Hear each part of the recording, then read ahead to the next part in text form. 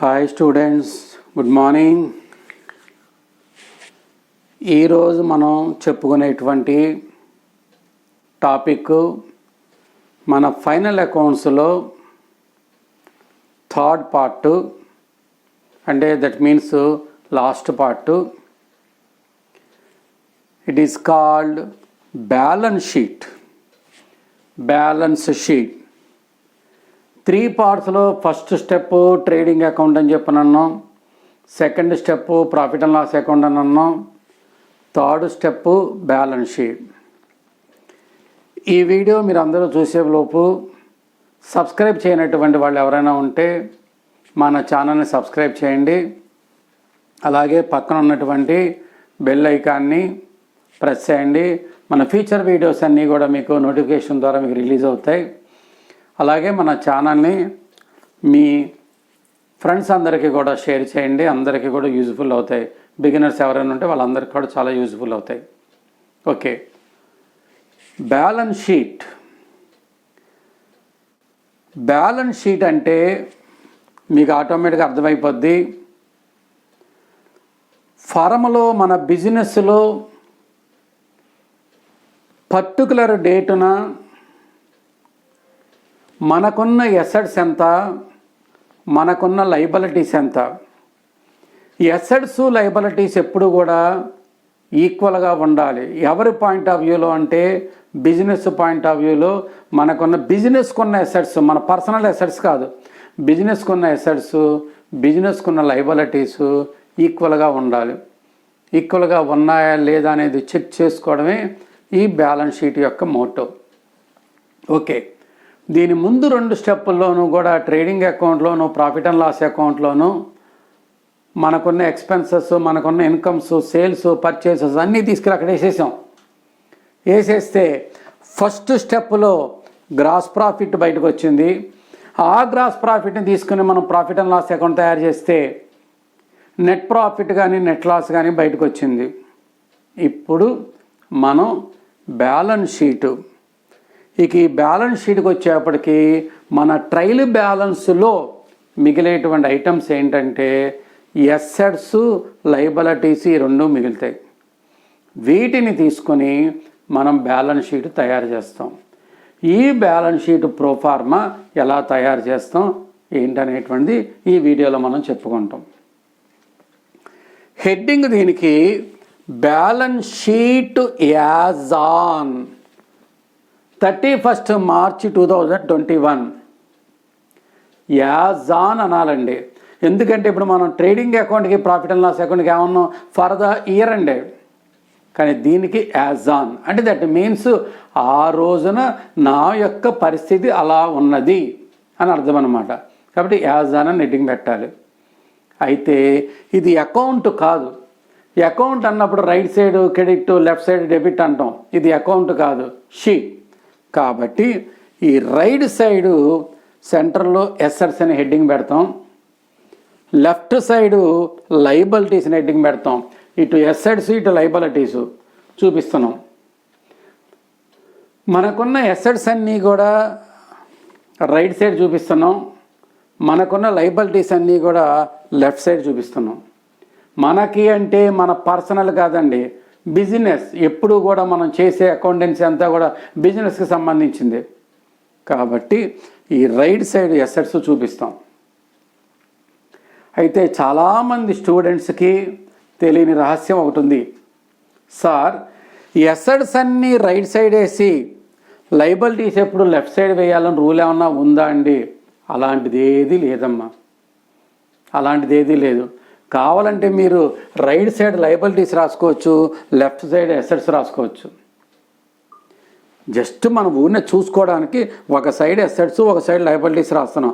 లేదా ఇటు side liabilities రాసుకుని ఇటు సైడ్ ఎసెట్స్ రాసుకోవచ్చు. అంతే తప్ప లెఫ్ట్ సైడ్ అది రైట్ సైడ్ ఇది ఎక్కడ రూల్ ఏం లేదు. అది ఎవరైనా అంటే అది రాంగ్. అయితే జనరల్గా ఏం చేస్తూ ఉంటారంటే రైట్ సైడ్ ఎసెట్స్ రాసేయండి, లెఫ్ట్ సైడ్ లయబిలిటీస్ రాసేయండి అంటూ ఉంటారు. అది దీనికంటే ఒకటేం లేదమ్మా, అలాగని రాసుకోవచ్చు. లేదా ఇప్పుడు ఇది మనం బోర్డు మీద ఇప్పుడు నేను మీకు చూపించింది హారిజంటల్ మోడల్. హారిజంటల్ అంటే ఇలా చూపిస్తున్నాం.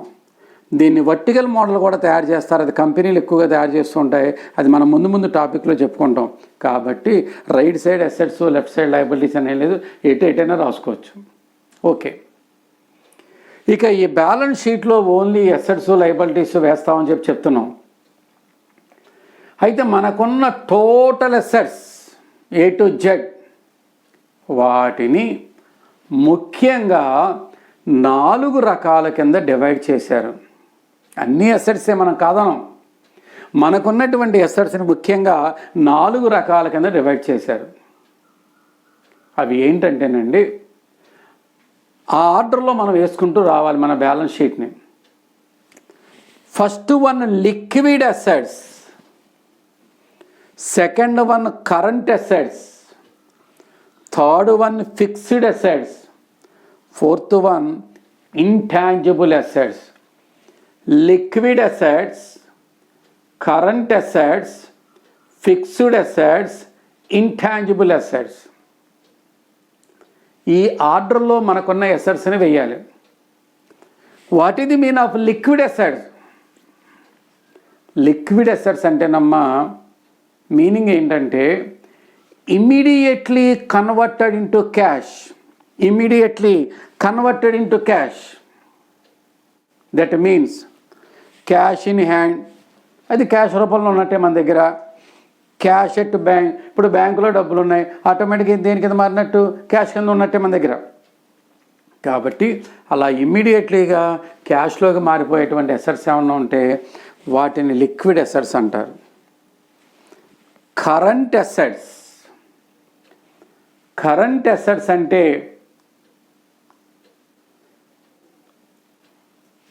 ఎప్పుడు మన బిజినెస్లో చేంజ్ అయిపోయేటువంటి అసెట్స్. 1 year లోపు ఎప్పుడొకప్పుడు కంపల్సరీగా చేంజ్ అయిపోయేటువంటి అసెట్స్ వస్తూ ఉంటాయి, వెళ్తూ ఉంటాయి, వస్తూ ఉంటాయి, వెళ్తూ ఉంటాయి. అలాంటి వాటిని కరెంట్ అసెట్స్ అంటారు. Fixed assets, fixed assets meaning ఏంటంటే మోర్ దాన్ 1 year, కంపల్సరీగా 1 year మన బిజినెస్లో కాన్స్టెంట్గా ఉంటాయి.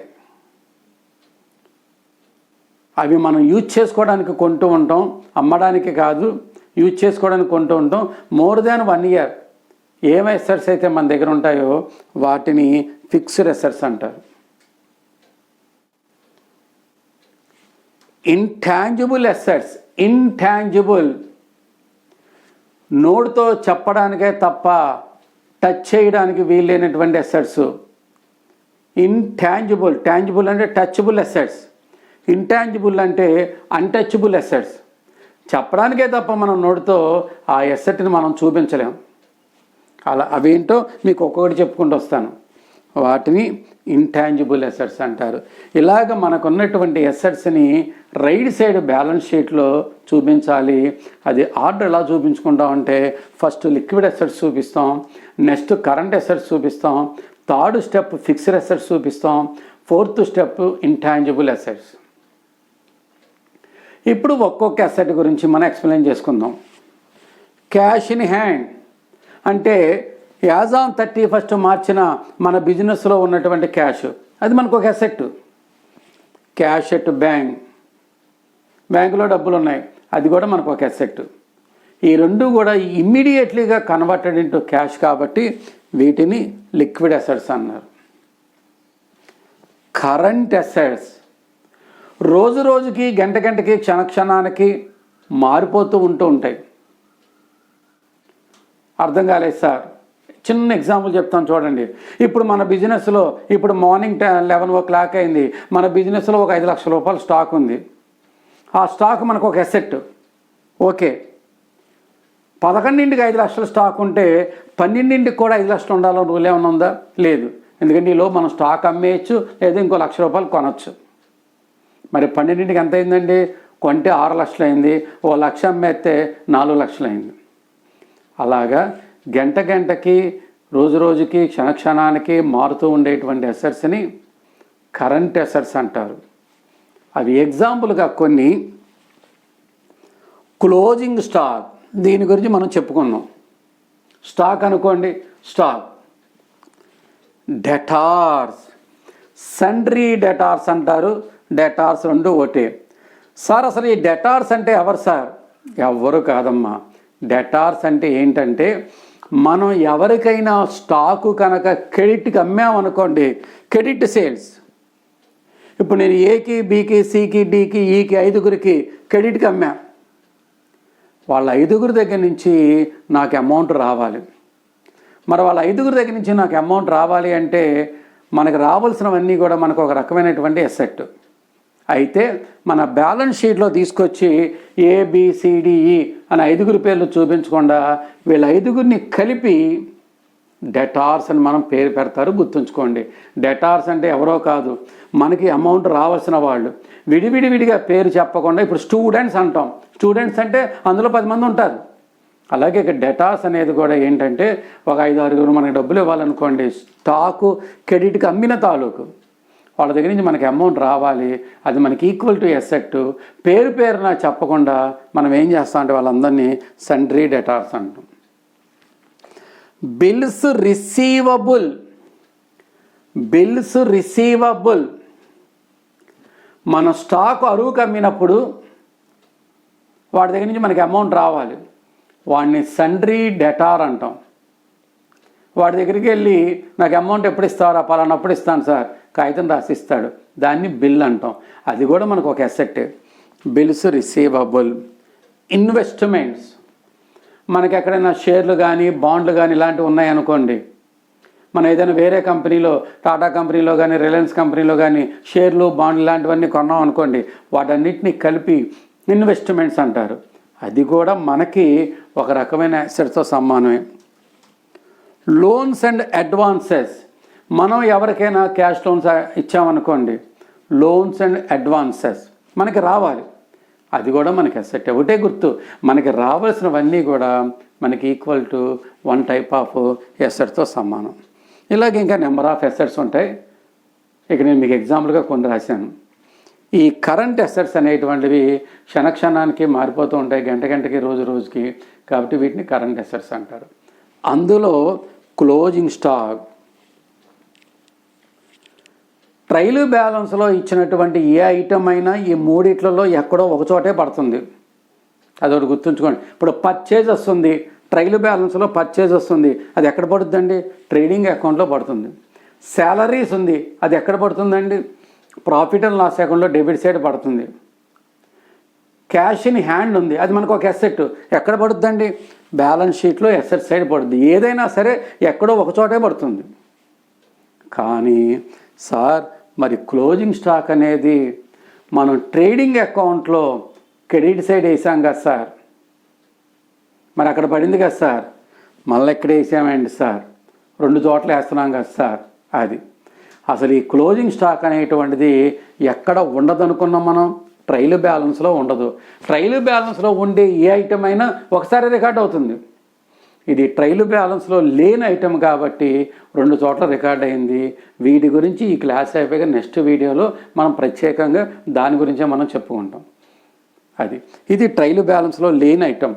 ట్రైల్ బ్యాలెన్స్లో లేని ఐటమ్ ఏదైనా సరే 2 టైమ్స్ ఎంటర్ అవుద్ది.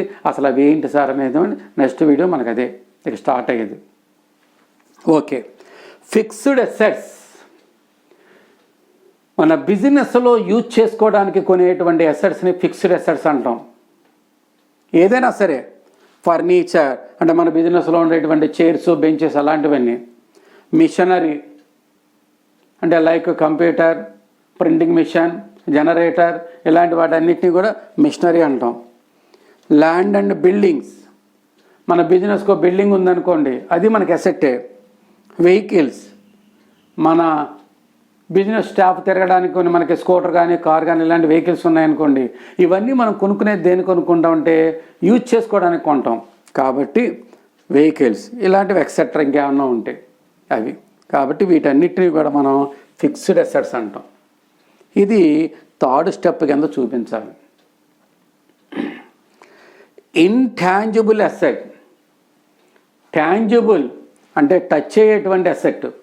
Intangible untouchable assets. Sir cash ఉంది సార్, ఇలా ముట్టుకోవచ్చు. స్టాక్ ఉంది సార్, ఇలా ముట్టుకోవచ్చు. కానీ ఇలా మనం నోటితో చెప్పడానికే తప్ప మనకి కంటికి చూపించలేనటువంటి అసెట్స్ కొన్ని ఉంటాయి. వాటిని ఇంటాంజిబుల్ అసెట్స్ అంటారు. అవి ఏంటంటేనండి, గుడ్ విల్ తెలుగులో మనం దానికి మనకున్న పేరు ప్రతిష్టలు అంటాం. గుడ్ విల్, అబ్బా అతను చాలా మంచోడండి, ఆ బిజినెస్ చాలా మంచి బిజినెస్ అండి, అది కరెక్టే. అంటే ఆ బిజినెస్కి ఒక గుడ్ విల్ ఉంది. అంటే వాళ్ళకున్నటువంటి ఆ పేరు ప్రతిష్టలతోనే వాళ్ళు బిజినెస్ చేస్తున్నారు. అది వాళ్ళకు ఒక ఎసెట్. ఇప్పుడు కొన్ని ఫర్మ్, ఇప్పుడు టాటా కంపెనీ అన్నాం. టాటా కంపెనీ అనగానే మన అందరికీ ఏంటి, దాని మీద ఒక ఫెయిత్ ఉంటుంది, ఒక నమ్మకం ఉంటుంది. మన యొక్క నమ్మకమే వాళ్ళకు ఒక ఎసెట్. దాన్నే మనం గుడ్ విల్ అంటాం. ఇది చెప్పుకోవడానికే తప్ప ఎవరికీ కనిపించదు. ట్రేడ్ మార్క్ ప్రతి ప్రోడక్ట్కి కూడా ఒక ట్రేడ్ మార్క్ ఉంటుంది. ఆ బిజినెస్లన్నీ కూడా ఆ ట్రేడ్ మార్క్తోనే క్లిక్ అవుతూ ఉంటాయి. అదే వాళ్ళకు ఒక ఎసెట్. ఇప్పుడు ఇదివరకు బీపీఎల్ టీవీ వచ్చేది, అప్పుడు సింబల్ వచ్చేది, అదే వాళ్ళకి అది ట్రేడ్ మార్క్. ఓనిడా అనగానే మనకి కాస్త ఈ కొమ్ములు ఉన్నవాడు ఒకటి కనిపించేవాడు, ఓనిడా టీవీ అనగానే అది వాళ్ళకి ట్రేడ్ మార్క్. అంటే చూడంగానే మనకు ఆ ప్రోడక్ట్ గుర్తుకొచ్చేస్తుంది. అలాంటి వాటిని ట్రేడ్ మార్క్స్ అంటాం. ఆ ట్రేడ్ మార్క్తోనే కొంతమంది బిజినెస్ సక్సెస్ చేసుకుంటూ ఉంటారు. అది వాళ్ళకి ఒక అసెట్. పేటెంట్స్ అంటే రైట్స్, హక్కులు. ఇప్పుడు మనకి తమిళనాడులో ఒక సినిమా హిట్ అయింది అనుకోండి, దాన్ని ఆంధ్రాలో తెలుగులో సినిమా తీస్తారు. తీసేయకూడదు మనం. వాడి దగ్గరికి వెళ్ళి, అరే బాబు నీ సినిమా నేను తెలుగులో తీసుకుంటాను, నాకు 4 సంవత్సరాలకి 3 సంవత్సరాలకు నీ యొక్క కాపీ రైట్స్ మాకు ఎవరు అంటారు. వాటిని పేటెంట్ రైట్స్ అంటారు. అవి కాపీ రైట్స్. మనం ఒక బుక్ రాసామనుకోండి, ఆ బుక్ని వేరే వాడు తీసుకెళ్ళి దానికి ఫోటో సేమ్ ప్రింటింగ్ చేసేసి అమ్మేయకూడదు. ఆ బుక్ మీద మొత్తం రైట్స్ అన్నీ కూడా మనకుంటాయి. అలాంటి వాటిని కాపీ రైట్స్ అంటారు. ఇవన్నీ కూడా ఇంటాంజిబుల్ అసెట్. ఇవి మనకి టచ్ అవ్వవు, చెప్పుకోవడానికే తప్ప మనకి టచ్ అవ్వవు. ఇలాగా మనకి రైట్ సైడు మనకున్నటువంటి అసెట్స్ అన్నీ వేస్తారు. మనకి అంటే మళ్ళీ చెప్తున్నాను, మనకంటే మనకి కాదు, మన బిజినెస్కు ఉన్నటువంటి assets. Okay, left side liabilities వేస్తాం. చూడండి, ఫస్ట్ కరెంటు లయబిలిటీస్. సేమ్ ఇక్కడ కూడా అంతే. ఇందాక కరెంట్ అసెట్స్ అని ఎలా ఉన్నామో ఇక్కడ కూడా కరెంట్ లయబిలిటీస్. అంటే రోజు రోజుకి గంట గంటకి క్షణానికి మారిపోతూ ఉండేటువంటి లయబిలిటీస్. అందులో క్రెడిటార్స్, సండ్రీ క్రెడిటార్స్ అన్న రెండు ఒకటే. సండ్రీ అంటే వివిధ అని అర్థం. క్రెడిటార్స్ అంటే ఎవరో కాదండి. ఇందాక డెటార్స్ అంటే ఏం చెప్పాను, సేమ్ అదే, దానికి రివర్స్. ఇప్పుడు మనం ఒక 10 కంపెనీల నుంచి స్టాక్ కొన్నాం. ఎక్స్ నుంచి, వై నుంచి, జెడ్ నుంచి, పి నుంచి, క్యూ నుంచి, అలా 10 మంది దగ్గర నుంచి కొన్నాం. వాళ్ళందరికీ మనం అమౌంట్ ఇవ్వాలి, కొన్న తాలూకు అమౌంట్ ఇవ్వాలి. అంటే క్రెడిట్కి కొన్నాం కాబట్టి వాళ్ళకి అమౌంట్ ఇవ్వాలి. లెక్క ప్రకారం అది మనకి లయబిలిటీ. అయితే 10 మంది పేర్లు ఇక్కడ చూపించకుండా వాళ్ళందరినీ టోటల్ చేసేసి, సార్ మొత్తం నేను ఇవ్వవలసినటువంటి అమౌంట్ ఎంత ఉంది సార్, వీళ్ళందరికీ నేను ఇవ్వాలి సార్, క్రెడిటార్, సండ్రీ క్రెడిటార్స్ అంటారు. వాళ్ళు ఎప్పుడు ఏర్పడతారండి? At the time of credit purchases. మనం ఎవరి దగ్గర నుంచి క్రెడిట్కి పర్చేజ్ చేస్తే మనకి క్రెడిటార్స్ ఏర్పడతారు. మనం ఎవరికైనా క్రెడిట్కి సేల్స్ చేస్తే డెటార్స్ ఏర్పడతారు. Bills payable. అలాగే మనం క్రెడిటార్కి మనం కాగితం రాసిస్తాం, దాన్ని బిల్స్ పేయబుల్ అంటే. దీని మీద ఒక టాపిక్ ఉంది, మీకు సపరేట్గా చెప్పుకుంటాం. బ్యాంక్కి ఓవర్ డ్రాఫ్ట్. మన అమౌంట్ కనుక బ్యాంకులో ఉందనుకోండి, అది మనకు ఒక అసెట్. దాన్ని క్యాష్ ఎట్ బ్యాంక్ అంటే అది మనకు ఒక అసెట్. బ్యాంక్ నుంచి కనుక మన బిజినెస్ కోసం లోన్ తీసుకొచ్చామనుకోండి, దాన్ని ఓవర్ డ్రాఫ్ట్ అంటారు. అంటే ఇప్పుడు మనం బ్యాంక్ వాడికి ఇవ్వాలి, అది కూడా ఒక లయబిలిటీతో సమానం. లోన్స్, ఇంకా ఎవరి దగ్గర నుంచి అయినా, ఇతరుల దగ్గర నుంచి, వ్యక్తుల దగ్గర నుంచి, పర్సన్స్ దగ్గర నుంచి లోన్స్ తెచ్చామనుకోండి, అది లోన్స్. తర్వాత అవుట్ స్టాండింగ్స్. ఇంకా ఎవరికైనా చిన్న చిన్న అమౌంట్లు ఇవ్వాలి, మన దగ్గర ఒక గుమస్తా పనిచేశాడు, అడిగి 2 నెలల శాలరీ అవుట్ స్టాండింగ్ ఉన్నాం, అలాంటివి ఏమన్నా ఉంటే ఇక్కడ చూపిస్తుంది, అది కూడా లయబిలిటీనే మనకి. అలాగా ఫస్ట్ కరెంటు లయబిలిటీస్ అన్నీ చూపించాలి. చూపించిన తర్వాత ఇంకొక లాస్ట్ లయబిలిటీ ఒకటి చూపించాలి, it is called capital. Capital కూడా బిజినెస్ పాయింట్ ఆఫ్ వ్యూలో ఒక లయబిలిటీతోనే సమానం, గుర్తుంచుకోండి. బయట వ్యక్తి దగ్గర నుంచి కనుక బిజినెస్ అమౌంట్ అప్పు తీసుకొస్తే దాన్ని లోన్ అంటాం. అదే ప్రొపరేటర్ కనుక బిజినెస్లోకి తీసుకొస్తే దాన్ని క్యాపిటల్ అంటాం. బిజినెస్ పాయింట్ ఆఫ్ వ్యూలో ప్రొపరేటర్ వేరు, ఫరం వేరు అని చెప్పనన్నాం. కాబట్టి బిజినెస్ ప్రొపరేటర్ దగ్గర నుంచి తీసుకుంటా ఉంది ఈజ్ ఈక్వల్ టు లయబిలిటీ. కానీ అది లయబిలిటీ అంటే బాగోదు కాబట్టి దానికి పేరు మార్చి క్యాపిటల్ అన్నారు. కాబట్టి ఈ క్యాపిటల్, అందుకనే క్యాపిటల్ కూడా మనం ఏ సైడ్ వేస్తున్నాం, లయబిలిటీ సైడ్ వేస్తున్నాం. ఓకే, వేసిన తర్వాత మనకి దీని ముందు స్టెప్లో ప్రాఫిట్ అండ్ లాస్ అకౌంట్లో నెట్ ప్రాఫిట్ కానీ నెట్ లాస్ కానీ అరైజ్ అవుతుంది. ప్రాఫిట్ వస్తే దీనికి యాడ్ చేయండి, add or less, net profit or net loss. Profit వస్తే యాడ్ చేస్తాం, దేనికి యాడ్ చేస్తాం, క్యాపిటల్కి. అంటే మనం పెట్టిన క్యాపిటల్ పెరుగుద్ది. ఒక 5 లక్షలు పెట్టాం, ఓ ₹1,00,000 ప్రాఫిట్ వచ్చింది, క్యాపిటల్ మొత్తం 6 లక్షలు అవుతుంది. ప్రాఫిట్ కలపండి. ఒకవేళ లాస్ వస్తే కనుక అక్కడ నెట్ లాస్, అందులోంచి తీసేస్తాం. తీసేసిన తర్వాత ఇంట్రెస్ట్ ఆన్ క్యాపిటల్, మనం పెట్టిన క్యాపిటల్ మీద కూడా మనం ఇంట్రెస్ట్ తీసుకోవాలి. ఎవరిస్తారు సార్ మనకి? బిజినెస్ ఇస్తుంది. అది బిజినెస్కి ఎక్స్పెండిచరు, ప్రొపరేటర్కి ఏంటంటే ఈక్వల్ టు ప్రాఫిట్ లాంటిది. కాబట్టి దీని గురించి నెక్స్ట్ టాపిక్లో మనం చెప్పుకుంటాం డీటెయిల్గా. యాడ్ ఇంట్రెస్ట్ ఆన్ క్యాపిటల్ కలపండి. ఇంట్రెస్ట్ ఆన్ క్యాపిటల్ ఎప్పుడు కూడా మన క్యాపిటల్ని యాడ్ చేస్తుంది. ఓకే, తర్వాత ఇదంతా ఇన్నర్ కాలంలో మీరు వర్కింగ్ చేసుకోవాలి. Less drawings. డ్రాయింగ్స్ అంటే మీకు చెప్పాం, ప్రొపరేటర్ కనుక బిజినెస్లోకి అమౌంట్ తీసుకొస్తే క్యాపిటల్ అన్నాం. అదే తన సొంత అవసరాల కోసం బిజినెస్ నుంచి కొంత పట్టుకెళ్ళాడు అనుకోండి, ఇప్పుడు అర్జెంటుగా 50,000 కావాలి, పట్టుకెళ్ళాడు అనుకోండి, it is called drawings. Drawings ఎప్పుడు కూడా మనం పెట్టిన క్యాపిటల్ని ఏం చేస్తుంది, తగ్గిస్తుంది. లెస్ డ్రాయింగ్స్ తీసేయండి.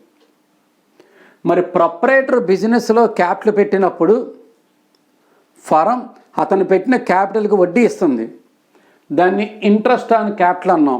అది ఫరానికి లాసు, ప్రొపరేటర్కి లాభం. మరి అలాగే మనం బిజినెస్లో అత్యవసరమయ్యి ఓ ₹1,00,000 పట్టుకెళ్ళాం, తీసుకెళ్ళి ఎంతగానో పట్టుకెళ్ళు. అప్పుడు ఫరం ఏం చేస్తుందంటే మనం వాడుకున్నటువంటి ఆ డ్రాయింగ్స్ మీద మన దగ్గర నుంచి వడ్డీ తీసుకుంటుంది. అది బిజినెస్కి లాభం, మనకి నష్టం. కాబట్టి లెస్ ఇంట్రెస్ట్ ఆన్ డ్రాయింగ్స్ తీసేస్తే మొత్తం ఈ ట్రీట్మెంట్ అంతా చేస్తే ఫైనల్గా ఇతని క్యాపిటల్ ఎంత ఉంది. అది ఈ క్యాపిటల్ అమౌంట్ కూడా ఫరం పాయింట్ ఆఫ్ వ్యూలో దేంతో సమానం అని చెప్పనన్నాం, ఈక్వల్ టు లయబిలిటీతో సమానం. ఇలాగా మనకున్న ఎసెట్స్ అన్నీ ఒక సైడు, లయబిలిటీస్ అన్నీ ఒక సైడ్ అనండి.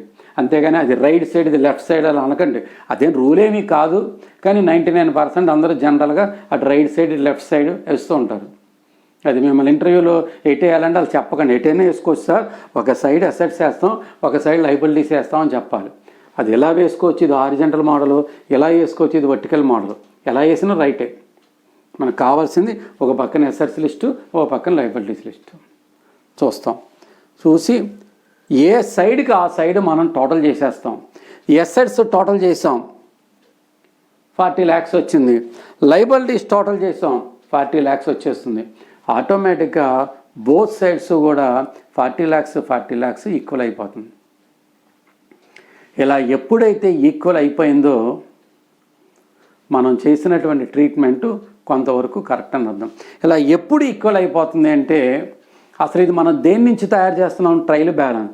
ట్రయల్ బ్యాలెన్స్ కనుక బోత్ సైడ్స్ ఈక్వల్ అయిపోయింది అనుకోండి, మీకు 100% బ్యాలెన్స్ షీట్ కూడా ఏమవ్వాలి, ఈక్వల్ అవ్వాలి.